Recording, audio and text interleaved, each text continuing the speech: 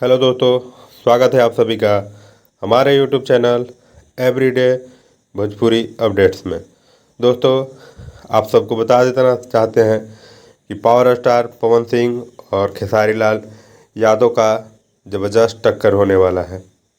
जी हाँ दोस्तों, power star Pawan Singh और खेसारी लाल यादव का ज़बरदस्त टक्कर होने वाला है, क्योंकि दोनों का शायद लग रहा है कि एल्बम सॉन्ग एक साथ ही आने वाला है।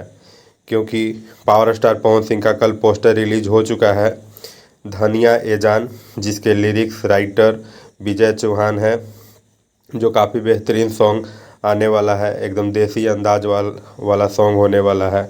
और वही दूसरे ओर खेसारी लाल यादव का नीलमगिरी के साथ आने वाला सॉन्ग का भी पोस्टर आज आने वाला था, लेकिन कल मॉर्निंग में या इवनिंग तक हो सकता है आ जाए।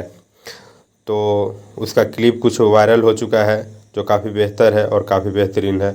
लगता है दोनों का टक्कर एक